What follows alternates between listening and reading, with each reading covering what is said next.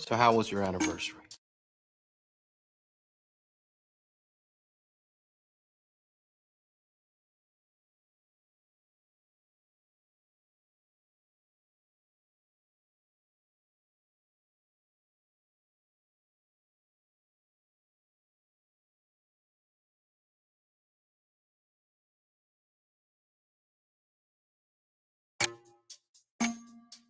So how was your anniversary? She missed it again. Again? Again? Don, I had to work. Seems like the only thing you care about around here. Let's not talk about people caring.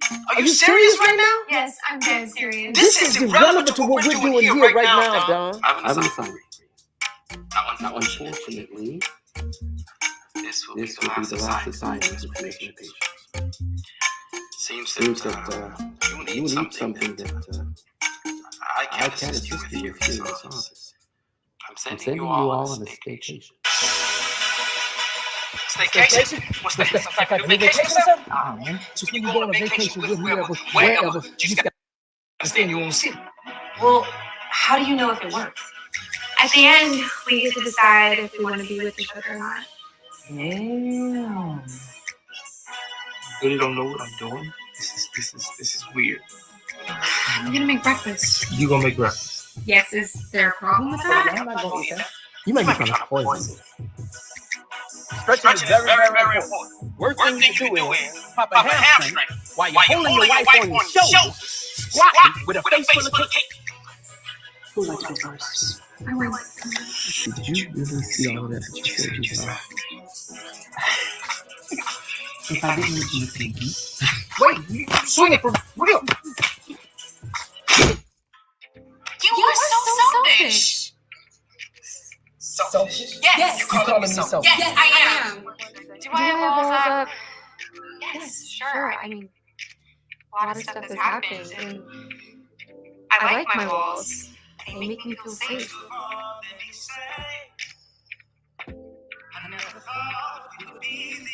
We both know that you're not good at making decisions by yourself. There it is. I knew it was coming. You're not gonna let that rest on you. I don't think I can move forward from this.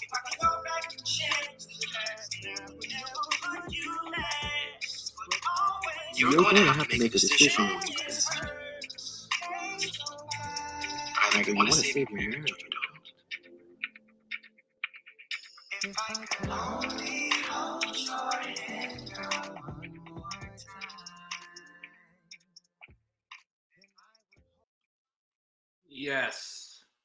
Yes, we are in the building. We are live, viral hip-hop news on this beautiful Saturday evening. It's your man, SamAnt, CEO of the brand. In the building right now, you guys just seen the trailer for the movie Staycation. I got the good brother Ali Abdin backstage right now. Very excited to start this interview. So y'all go ahead and share this video, like this video. Let's get bodies in the building because it's going to be one incredible interview. I'm gonna bring my brother in right now. Let's get this brother up in here. How you feeling, man? Can you hear me? Yeah, what's good, man? Can you hear me? Yes, sir. I hear you loud and clear. How you feeling, brother? Feeling I'm hearing music in the background. Give me 1 second. cool. There we go. Okay, we good now. How you feeling, man? It's good to finally meet your face and not see an avatar sitting in the damn screen. How you doing? I'm doing good, man. How you doing? I'm doing very well, man. Happy to have you on. Thank you for coming on this beautiful evening here on the East Coast, wherever you're listening throughout the country, throughout the world. We are here live with the creator of the movie Staycation. You guys just checked out the trailer. Ali Abdin is on the show. Great to have you on. Now, let me give a little bit of a backstory on how you and I came to get to this interview. We're part of a great clubhouse room called Music Networking No Egos, where it's Monday through Friday. I believe it begins around 8 a.m. And it's different people from different walks of life in different various businesses and different various business ventures, whether it be in music, comedy, acting, film, whether you own a business, whether you own a brand, whether you're somebody behind the scenes doing camera work, editing, whether you're a publicist, whether you're a promoter, whether you're a manager, we all come together in this one big, beautiful melting pot and get to network and get to understand and get to know each other.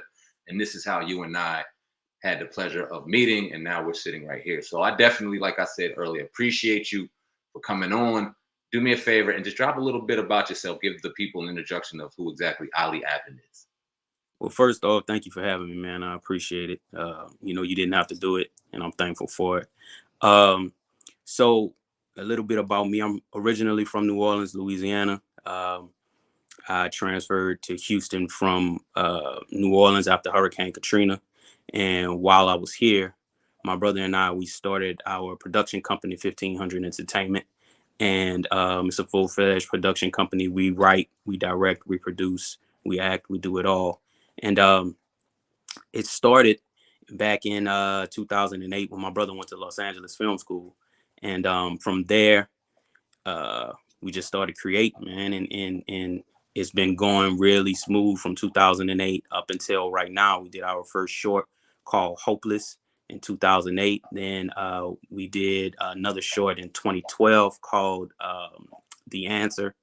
And from there, we shot our first feature film, which was in 2014 called Forgive and Forget.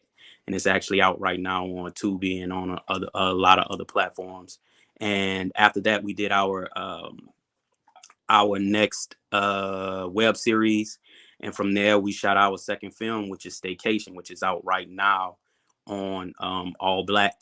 And it's been number one running for a long time, and it's doing pretty well. So that's pretty much the background for me. I've been in entertainment since I was 3 years old. And it's the only thing I've ever wanted to do. You know what I mean? So it's taken me to where I am right now. I write, I direct, I produce along with my brother, Aaron Abdin. He's actually the brainchild behind,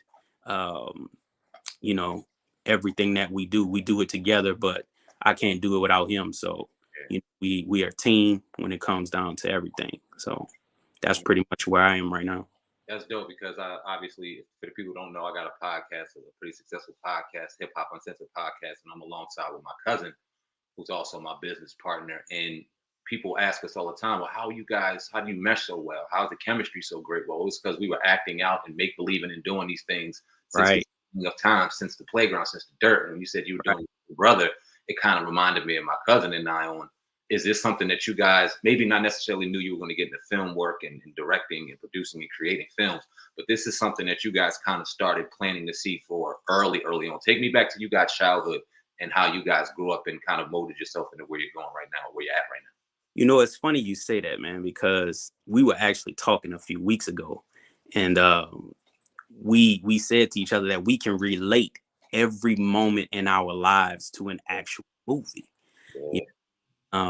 Sometimes when we're in different places, we can talk in code using movie lines and know exactly what it is that each other are saying without having to use the actual verbiage of what's going on, man. Me and my brother, I have an older brother as well. My younger brother is my production partner, but all three of us, we were raised by film. My mom and my dad, they've always allowed us to have a pretty elaborate imagination when it comes to things. So we're a family that is rooted and engulfed in not just entertainment, but in the arts.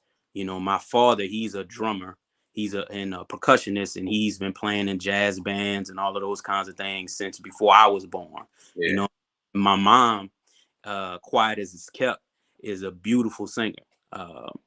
She has an awesome singing voice. And my older brother, he's actually a percussionist and a brass player. He can play all of the brass instruments, and he can also play the drums. And my younger brother, he's a drummer as well. He can play percussions too.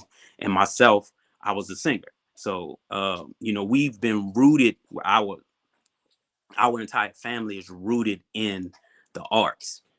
So coming up when we were younger, that's all we did. We watched films, we watched sitcoms, we watched television shows, we watched movies, and in every era of our lives, we could relate it to an actual film. So coming up, it was always something that I knew that I wanted to do as far as entertainment is concerned. But my brother, it really bit him I think it was in the early 2000s, back when he was in college, and he had an idea for a film, for a movie, and he said, "Man, I'm going to film school," and that did. So after he graduated college, Southern University in Baton Rouge, that's where we both went. He he went to the Los Angeles Film School, and that's where he kind of cultivated his skills.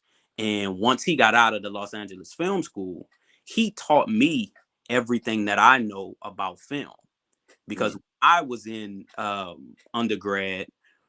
I was in undergrad for theater and performing arts. I was always in front of the camera, or always stage. So I learned how to act, and I learned how to tell stories, and I learned how to direct stage presence and all of those kinds of things, and how to break down characters. But learning the actual film business, and learning how lights are supposed to be set up, and what shots to use, and even story structure when it comes to writing, all of that stuff was my brother, and I'm older than him, but he taught me everything. So with that, we always had when we've always had, I'll say that,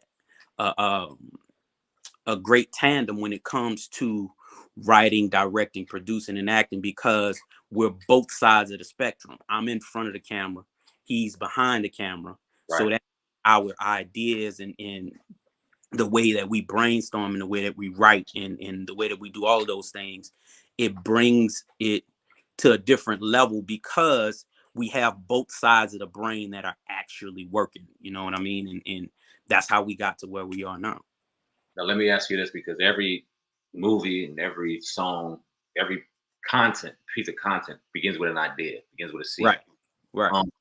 And for you guys to be independent, it wasn't like you can go to a recording studio and use their equipment and branch off of them. You had to begin with grabbing software, grabbing lights, grabbing cameras, learning how to even recruit people or do auditions for acting roles. Talk about, once you guys had the idea and began to really put the wealth of knowledge to action, what were the beginning steps? How was that? And as an independent creator, what were some of the hurdles that you dealt with early on? Well, it was really trial by fire, man. Honestly, like when you're in school, you get the theoretical knowledge, right? So theoretically, my brother knew how to work the set, and how to tell people where to go, and this, that, and the other. And theoretically, and through practical knowledge with me, the acting came easy and all of those kinds of things. But once when we shot our first short, that's really when we learned how to maneuver, and how to move, and the way to build our team. And we really still learning, man. In the beginning, you learn on every project. You know what I mean? From the shorts taught us how to be able to talk to people on set, how to deal with actors, how to time manage, man. Because when you working on a film and you independent, time is money. And losing days is not something that you can afford as an independent, especially when you're coming out of pocket paying for your own films. So those are some of the early things that we learned about budgeting, and what's needed, and what you need to pay for, and how to do things the correct way. And those were the biggest things. But the one hurdle that we're always dealing with is money. Money is the coal that drives the steam engine. You know what I mean? And it's the hardest thing as an independent to acquire. It's funding. As of right now, we're in 2022 right now, and we started our actual film company in 2012. So as of right now, in the 10 years that we've been doing this, we've acquired so much practical knowledge on film sets, and through writing scripts, and through collaboration, and through picking up different people as far as to work with, man. We work with some awesome crews, and all of those things, cameramen, everything. But the hardest thing that we've ever had to acquire is funding. We're still dealing with that right now. And I think the reasons why is because people are afraid to take chances on independence. And it doesn't matter how great your content is, or how great the shot looks, or who the actors are. It's just people not into spending that money, I guess. I'm not sure. But that's the biggest thing, that the biggest hurdle and the biggest trial that we've ever had is actually finding funding. The other things are things that we can work through practice. You know what I mean? Right. You know, that's interesting to me. We had Rob Stapleton on, a comedian, probably about a year or so ago now. He was putting out an independent film of his own. I forgot what it was offhand, but it was supposed to come out after a number of years, and it never came out when it was supposed to. It's out now, but due to funding. And I was just like, well, damn, why didn't you just use your own money? I was naive to the fact that, one, you can't just always use your own money when it comes to these films, because you'll end up broke. Man. And two, how much films and the creation of films actually cost. Can you talk about that as if somebody that wants to get into filmmaking and start beginning to create films and things like that? How much should they expect on investing and saving and holding to actually create a film, or even a short film for that matter? So really, your budget when it comes down to film depends on your script. It depends on your story. It depends on the places where it's set. It depends on how many actors you have. It depends on how large the actual production is. Right. So, if you're shooting a short that's about it's a romantic comedy or it's a drama, those are fairly easier to do because it's character based. So, if you have a story about a man and a woman and they're living in an apartment, that's going to be a lot cheaper than it would be if you're shooting, a fight scene at a club. Even if it is the same amount of time as far as the short is concerned, you know what I'm saying? Let's say 15 minutes. Right. They could both be 15 minutes, but the amount of money that you would spend on an elaborate short versus a short with two people in a room could be the difference between $2,000 to $20,000. Wow. And the reason why is because dramas and comedies, they're based off of the dialogue. So it's not what you're seeing, is what you're hearing as an audience member. So you're getting attached to the actual character themselves, right? Right. But when you're shooting an action film or when you're shooting a club scene, people are drawn in by what they see. And what you see usually costs more than what you hear. Gotcha. And that's the biggest thing. Now, when you transition that into a full-length feature film, it's the same thought process, just on a larger scale. Understood. So you could spend on a feature film, you could spend, depending on the genre of your film, you could spend $50,000 or you could spend $350,000 as an independent. And $350,000 as an independent in Hollywood, that's considered an ultra low budget, but to an independent, that is a large budget. Absolutely. And Yeah. everybody else looking, that's a large goddamn budget too. Let me ask you this. Yeah. Does that, okay, so you talked about the margins based off the genre of film you're trying to create. Does that influence the filmmaker on what they want to do? And does that affect you creatively? Because let's say you want to do a horror film or an action film, that budget may be a little steeper than what you may have as opposed to a romantic drama or something that may involve a lot less visual components to a comparison to a action film or a horror film and things like that. Does that influence the filmmaker, or is that something they think about? And does that affect your creative process?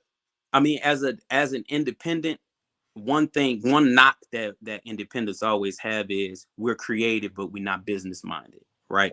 Right.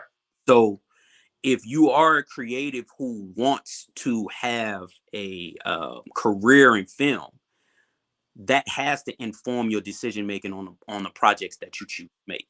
I mean, It's just that simple. But one of the things that my brother and I pride ourselves on is that we are creative. You know what I mean? So with that, we have to weigh what we're going to do next based on the budget because we're independent filmmakers. But the one thing about he and I is we have a catalog of scripts that range from several different genres, that range several different budgets. Right. So on the business side, we can make an informed decision on what we're going to do next based off of the budget. So, but everything that we do is something that we feel is dope. You know, one of the things that we say to each other all the time, and we kind of stole this from Kanye, is that we dope and we do dope shit. Word. I mean, so for us, it's not a level of arrogance, it's a level of confidence. And our process with the way that we write and the way that we create, man, is so stringent and it's so you know, I don't want to say hectic, but it's something we send our scripts through the gauntlet on purpose. We poke as many holes as we can into it on purpose. And we read them, we go through them, we tear them down, and then we rewrite them again, and we tear them down and we rewrite them again. Right. That way, whatever film we decide to make, we know that it's going to be up to par with, you know, any film that's out there, regardless to what the budget is, because of how hard we are on ourselves throughout the creative process. So as an independent, I would say it would be a smart business move to choose your films based on the budget. Gotcha.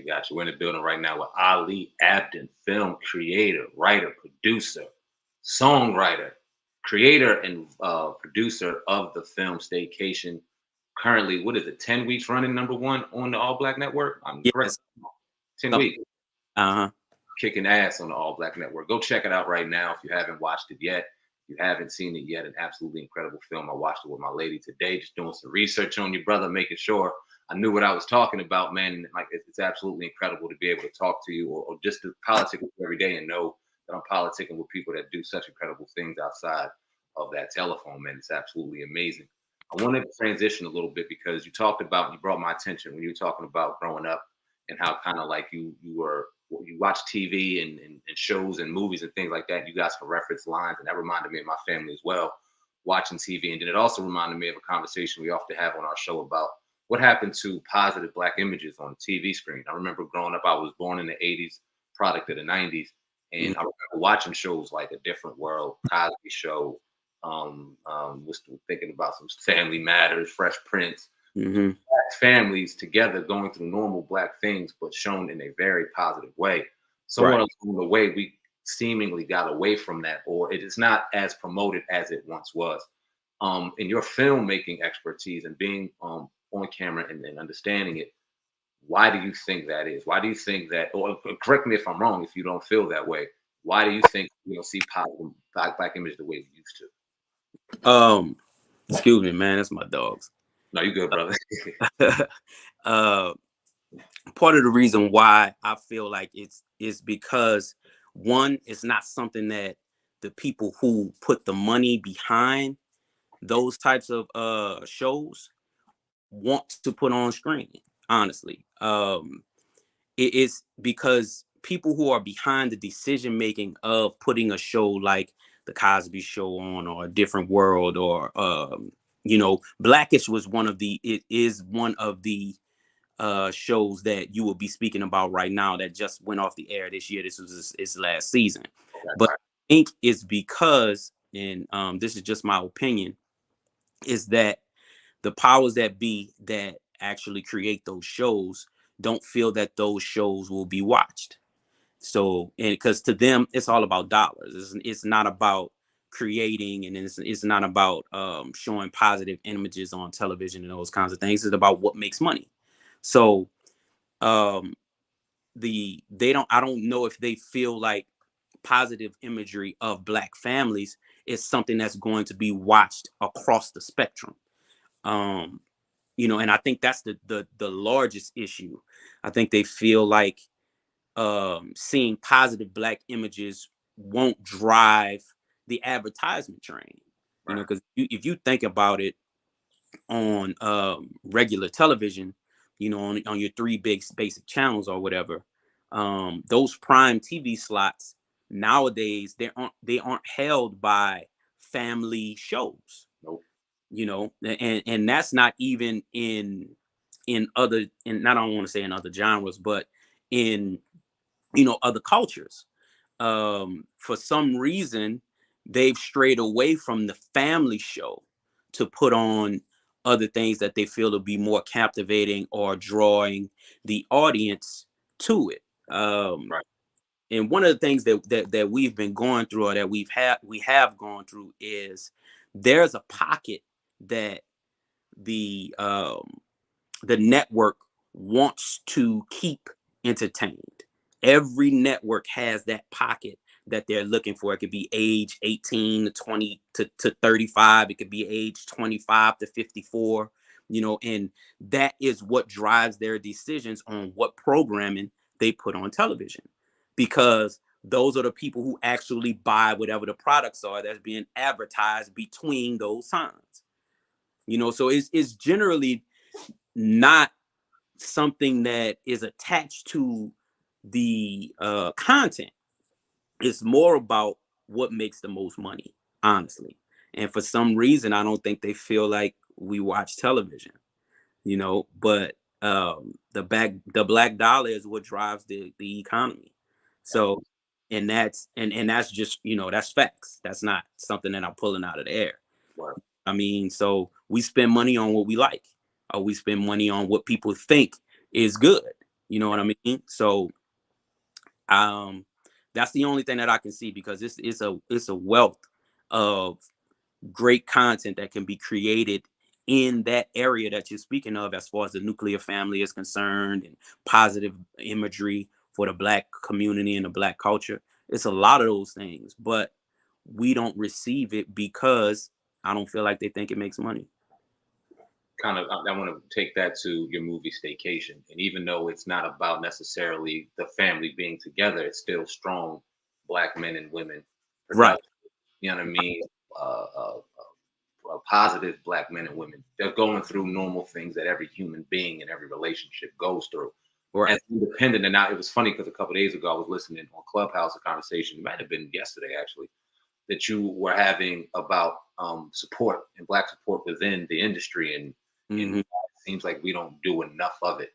And when you see a strong film like you created, and although it is gaining a lot of success, I guess I want to ask you, what was your journey like pitching Staycation, getting people to stream Staycation? How was the journey behind that movie? Well, my brother and I, we sat down and we talked, because I'm married, he's married, and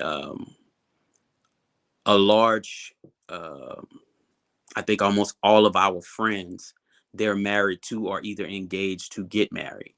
So we had a wealth of knowledge that we pulled from. My mother and my father, they've been married for almost 45 years.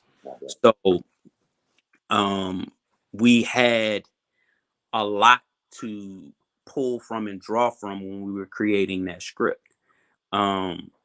So a lot of the things that are incorporated in the film are actual things that have either happened to someone that we know, or someone has told us a story about those things. You know what I mean? Which makes it so relative for everyone, because everybody goes through some type of relationship issue, some type of relationship problem.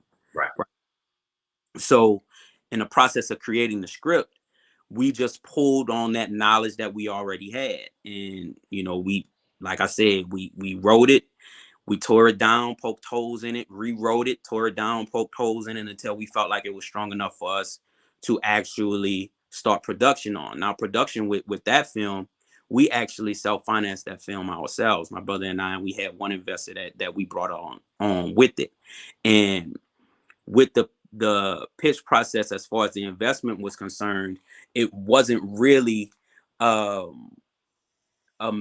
major one, because the investment came from someone who had seen our previous work already, and they knew the type of work that we had done, and they were confident in knowing that we would bring the film across the finish line, because we have never not done that before. Right. So with that, we were able to push forward and move forward. Now, we shot that film in 8 days, and it was a grueling 8 days, but we were determined to get through it. And it was a lot of things that happened on set. We had crew disagreements. We had some people not show up on the day that they were actually supposed to shoot. Right. They didn't show up. you know, and that's one of the things that we have to keep rolling.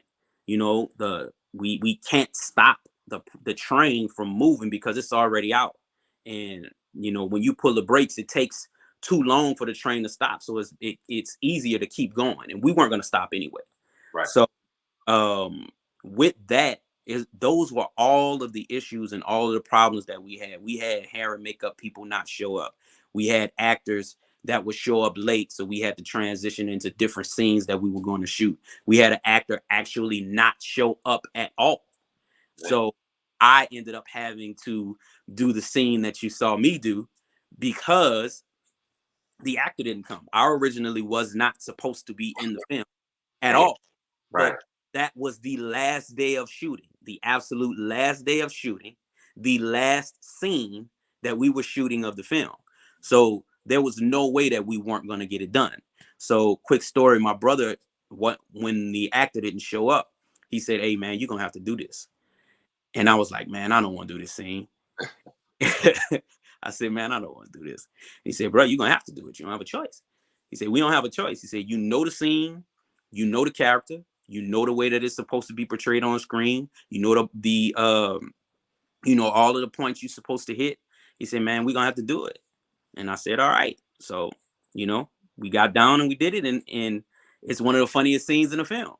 So, you know, with that, it is just one of those things that you cannot allow anything to stop you once you start. You can't, and even before you start, you have to have the thought process of nothing is going to stop me from completing this. Period. And that's the way that we approach all of our films. Nothing is going to stop us. So, and that's what it is, man. It's tough. It was tough, but you know, we were able to do it. Staying consistent is always the ultimate key. Everybody's going to run into hurdles and whatever you got going on, but the biggest mistake you can make is stop it. Man, That great power in the fact that the last day you went and turned from film director, producer to actor. How was that? Because you made me laugh when you said that. I'm like, God damn, he's sitting there producing and in writing mode and in creation mode. And all of a sudden, he had to turn his button on and become this totally different character. Even though you may have known everything, to turn that light switch on out of nowhere. How was that experience? So it wasn't rough for me because it was something. It's just something that happens innately, right? Yeah. And somebody that performs or someone that acts, an actor, when it's time to turn it on, you turn it on. But for the people around me that were on set, you know, outside of my brother, because my brother already knows, you know, what I can do and those kinds of things. But the people on set that had been used to seeing me as the director and as the producer, once I transitioned into that role and we actually shot the scene, we had to cut it a few times because the crew wouldn't stop laughing. So they laughed out loud, and the all of the mics and everything would pick up their laughter. So we would have to cut the scene and have to redo it again because they were not ready for what I was doing, for what they saw. You know, they weren't ready for it. So it was a funny thing, and it was a fun thing for them to be able to see me in that light because they hadn't seen me in that light before. So turning it on was pretty cool. It was actually pretty fun once we got down to it. Awesome. Now you got the film finished. Let me ask you about the editing aspect. Do you do your own editing too, or you take that to a different editor and kind of put your brain to it, but let them do the work? How does that go? So for a few of our films, well, for our first couple films, we edited with an editor, but we sat in the editing room with them going over everything. Right. With this film, we did the exact same thing. We went over it with the editor, and we made sure that we got all of the shots that we needed. So once we were editing, it makes the editing process that much smoother, because as a filmmaker, you can't just turn over what you have to someone and let them cut your film from a script. Right. You know, you have to be in that room with them because you have the vision of what the film is supposed to look like in your head. So when you're in that room with the editor, that is when your actual vision really starts to come to life.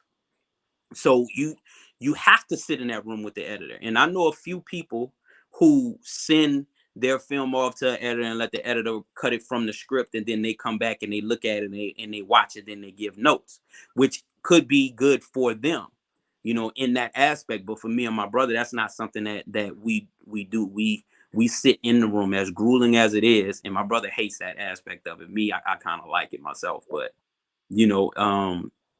it's something it's one of those necessary evils, I should say. You have to sit in that room for all of those hours in front of that screen while they cut the film. And usually when editors edit a film, it usually takes an hour to cut a minute of screen time.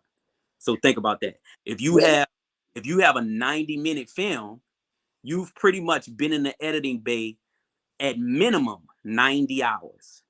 At minimum. And that is just for the first cut. Most times your first cut isn't your final cut. So sometimes you'll cut a film and the film will be 2.5 hours long and you got to cut 45 minutes of the film. Yeah, man, it's a process. That's some like days sitting there looking at a screen and cutting up. It gets tedious. I know it gets tedious editing this. I'm a musician. I'm a songwriter and a singer myself, and I got a studio next door. I know how tedious that shit is. It ain't even compared to what you just said, brother. Bruh, try weeks of sitting in front of a screen. I did weeks. It took about 6 weeks to edit Staycation to its final cut, and that's 6 weeks, 12 hours a day, between 10 to 12 hours a day. Let me ask you this: in your opinion, how many producers or how many filmmakers get to the editing point and the movie never comes out because they don't have the patience to do that part? Because that seems like it's not built for everybody. I think a lot of films that get to the editing process don't get finished, not because the filmmaker isn't willing to sit and go through the editing process. Sometimes they run out of money because editing is real, because it's not just sitting down and cutting the film. You got to pay somebody to do the color. You got to pay somebody to edit the sound. You got to pay somebody to do effects. You have to pay somebody to do all of those things. So if you haven't budgeted your film from beginning to end, and I mean end being through P&A, which is promotions and advertisement. If you haven't budgeted your film from the first day of pre-production to the day that it's rolled out, you can run out of money and not realize that you are, because it's a lot of unexpected things that come up. Right. And if you haven't budgeted it correctly, once you get into the editing process and you find out you got to spend another 15 or 20 grand on just the post-production, not the actual production in itself, just on post, and you didn't budget properly, your film could not get made or not be finished in post. Meaning you have all of the scenes shot, you have everything done that you need for it to be cut, but you don't have the funds to pay for somebody to cut it.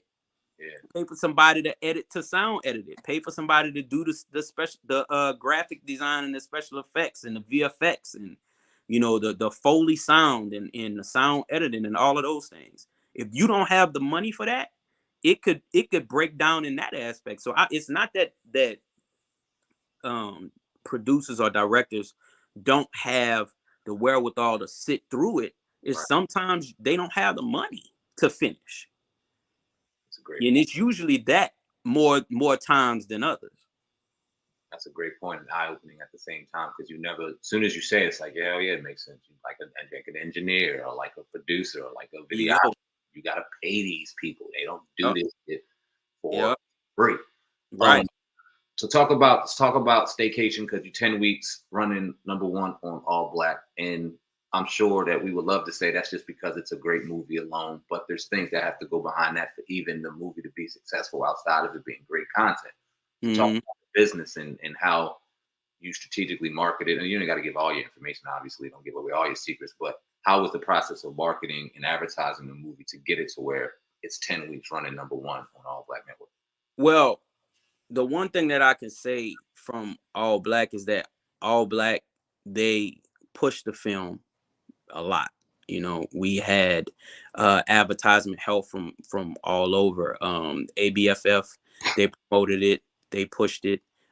We pushed it ourselves through social media and just through word of mouth, and it actually grew from there. Um, all black pushed the film themselves, and then we did it on our own as well, using our own connections and our own social media platforms, uh, going through the actors, going through the producers, going through the crew members. Word of mouth actually is the strongest source of advertisement that any product can have, because word of mouth carries a stronger weight than a commercial that's on television, because people believe people. You know what I mean? So once we got people to actually see the film, then they say, "Oh man, this is great," and then they carried it along and they contacted other people for other people to be able to see the film.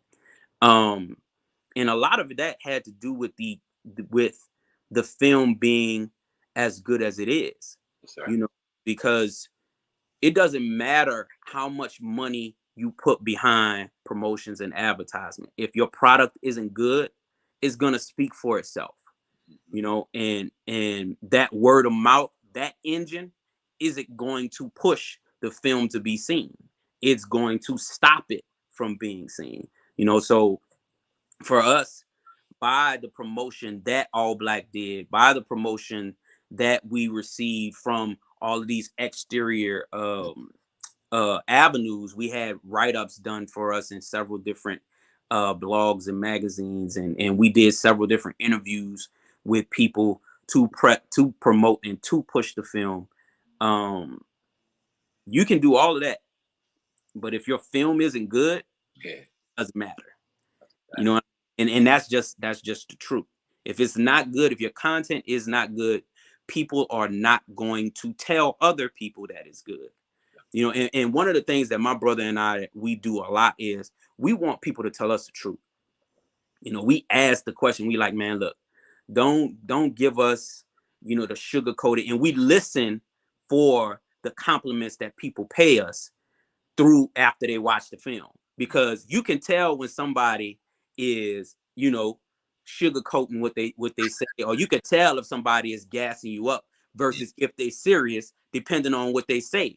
If somebody say, "Oh, it was cool," or if somebody would say it was entertaining, they didn't like it. Yeah. They're not telling you that they didn't like it, but for us, we listen to those clues and those cues to see what people are saying, and we straight up ask, we like, "Look, man, don't lie to us. Tell us the truth. Did you like it? Did you not?"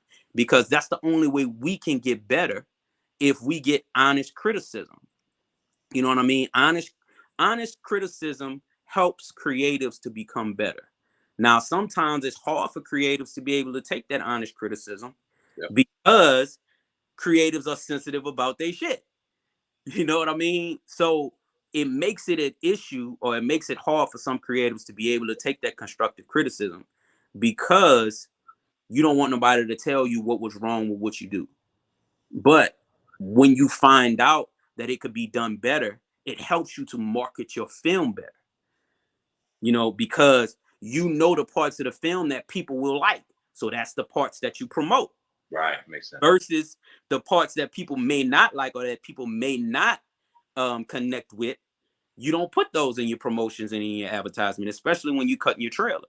Right. Because we cut our own trailers in the beginning, and then once we got it to All Black cut a few trailers as well. And one of the trailers got like 115,000, 116,000 views on it or whatever, and that was helping to push the film itself as well. So all of that in collaboration with each other is what actually helps to push your film to become a number one on any network, or number one in theaters, or number one wherever. You just got to be able to take those things and keep it pushing. I think that's a perfect segue into the power of networking. And something that I think is just undervalued out here, because I for whatever reason, people's arrogance, people's egos, people thinking that, I don't know, whatever the case may be, we don't do enough networking. And it brings me to our clubhouse room that I found by accident, to be perfectly honest with you, because I hated Clubhouse. I hated everything about it. I didn't like the fact that people can just talk over each other and do that. That shit was just absolutely annoying to me. I didn't want to get on it. And then through fate, I got on there, and through fate, I found that room, and it's been life-changing. I can say that and not even sugarcoat that. It's been life-changing to hear the stories in that room and to get the networking involved. So talk about the power of networking and how that was important, not only in your career, but in life. Man, networking is key because we can't do anything else alone. We can't do anything alone. You know, as much as we say, man, I built this myself, I did this on my own, you know, I was able to do this. Nobody does anything alone. Nobody. Somebody has to give you a shot. Somebody has to give you a chance. Somebody has to give you an assist. Somebody has to do something to help you to move to that next level. Right. That's just the way the world works. And shout out to Bots, because Bots is actually the one who got me on to Clubhouse. Yo. And the first place he told me, he said, man, come into the No Egos room. And, you know, the people that you meet in here, they're going to be able to connect you and get you moving and you know, move the needle for you and for your company and for you and your brother to be able to get to that next level. So that's what I did. And, you know, once I got onto the Clubhouse app, man, Auntie Jackie and Roth and, you know, everybody else in the room, they just accepted you as family. You know, shout out to them, really and truthfully, because they've been a blessing, especially in this last month or so. You know, the networking and the ability just to be able to meet different people in different areas as far as entertainment is concerned, but the genuine interest and the genuine assistance and help that they give, not expecting anything in return, is something that is very limited in our business. You know, people don't always help you just out of the kindness of their hearts. You know, usually when somebody helps you, they're looking for something in return. Right.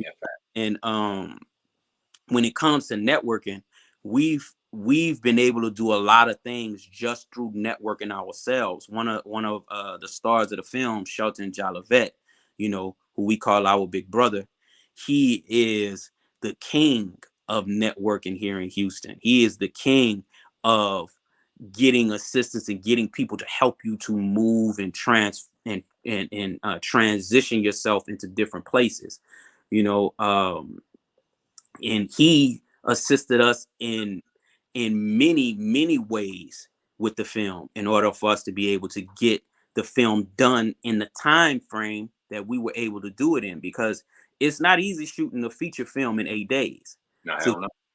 You have to have assistance with that. You know, our key grip and our key gaffer, you know, he was able to move mountains for us because he loved us as people first, and not just seeing a paycheck. You know what I mean? Guy named Calvin Urson, man, he works on multi-million-dollar films. I mean, large films. The all it can. He's a grip and a gaffer out of New Orleans, a key grip and gaffer out of New Orleans. He owns his own trucks, his own lights, his own everything. And the first thing he said to me when I called him, I said, "Hey man, we need somebody for light." He said, "Well, what's your budget?" And I told him what the budget was. He said, "All right." He said, "Well, what you got? How much can you afford?" Right. And I told him, he was like, "Well, my rate is usually this." He said, "But whatever you got, I'm gonna do it. I'm gonna help you with it." So You know what I mean? And that was just off of the strength of knowing that my brother and I were stand-up guys. You know what I mean? And that you know, segued into us being able to find other people to be able to assist with that connection.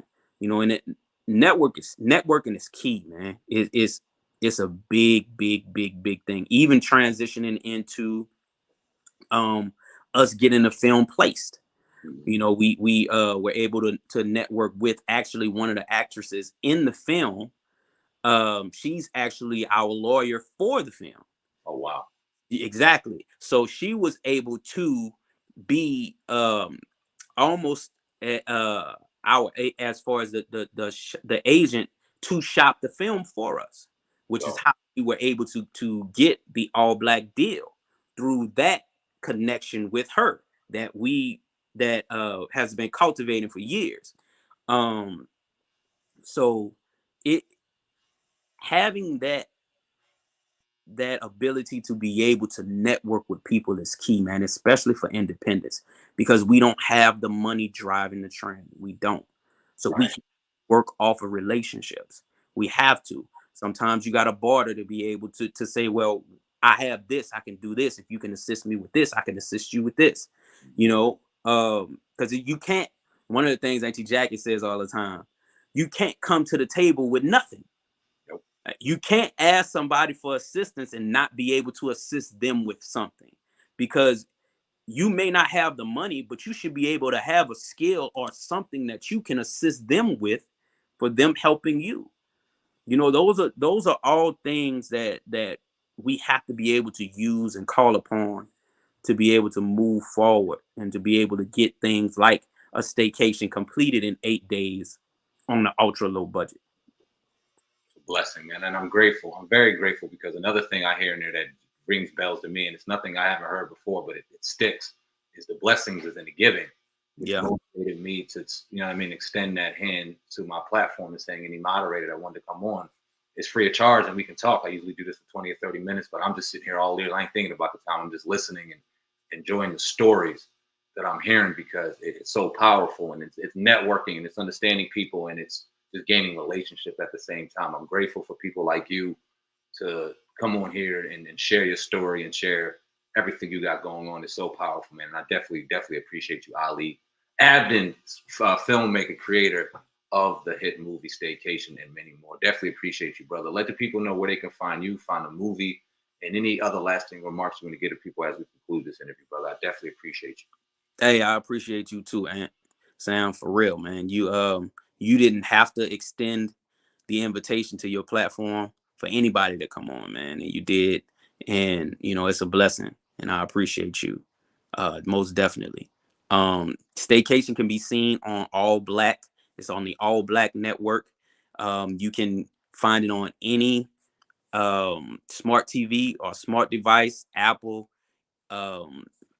Amazon, all of those things. It's on All Black TV, All Black Network. Staycation is the name of the film, starring Jennifer Freeman and Shelton Jolivet. And if you have Amazon Prime, you can watch it through Amazon Prime as well, if you have Amazon Prime. But the film is on All Black. It's exclusive on the All Black Network. You can find myself at 1500entertainment.com, my brother and myself. That's our website. Go and check us out. You can find me at 1500 LLC, at 1500 Entertainment LLC on Instagram. You can find me on Facebook at Ali Abdin. And that's pretty much it, man. My brother as well, he's Aaron Michael on Instagram. He's Aaron Michael on Facebook. And we just gonna keep rolling, man. Keep doing the damn thing. Keep being great. Keep doing what you're doing, man. I definitely appreciate your time. Ali Abdin on Viral Hip Hop News live this Saturday evening. If you enjoyed what you just heard, what you just saw, tap in with the brother, man. Give him some love. Show him some love. Most importantly, man, support the movie and anything he has going on. This is what this shit is all about. We see so much nonsense, in particular in the hip hop genre, in particular in the last few days, of people running their mouth, doing all this crazy stuff for the clout and for the attention and just the bloodshed. We need to get back to the real. We need to get back to more positive things, because there's great brothers and sisters out here doing amazing things that need to be highlighted more, man. So I salute you. I salute your brother. I salute the entire 1500 Entertainment team. Y'all always have a home in the platform here at Viral Hip Hop News. I'm one call away, brother. I appreciate you for sure. I appreciate you too, Sam. You know, it's all love, man. Anytime. Just let me know. Whatever you need. We got you. You might have to throw me a couple auditions or something. I don't want no roles, but give me a shot. I might have to do some shit, man. Like, you can tell me no. Up in that motherfucker. Man, look, we don't have no problem with anybody coming to audition for us. You know, we always real with you. We're gonna be honest with you. We're gonna tell you the truth. So as long as you don't have a problem with receiving constructive criticism, we'll give it to you all day long. We in the gift is in the giving, man, and we about sharing, and we about doing everything that we can for each other. So appreciate you, man. I see you getting dogs. They telling you, Pop, it's time to go, man. I got my dogs at the crib, probably doing the same thing, man. I appreciate you, brother. yeah, man. Thank you, man. I appreciate you. Thank you for having me, man. Indeed, anytime, man. I'll talk to you Monday. All right, man. See you soon. Take care. Dope interview, man. Ali Abdin, creator, filmmaker of the incredible movie Staycation. I seen his brother in there. Shout out to Aaron as well. Aaron Abdin, all love, man. Salute to all the things you guys are doing, man. Much blessings to you guys, man. This is what we do here on Saturday nights, man. Not nonsense, not bullshit. We're going to give you real positive stuff. Hopefully never getting in the mud and just continuing to do great things over here, man. Well, with that being said, I'm about to get up out of here. SamAnt, CEO of the brand, Viral Hip Hop News. Until next time, I love each and every one of y'all. Share this video, like this video, go support the movie Staycation, available on the All Black Network as well as Amazon Prime. You already know the vibes. I love y'all, man, and I'm out of here. Peace.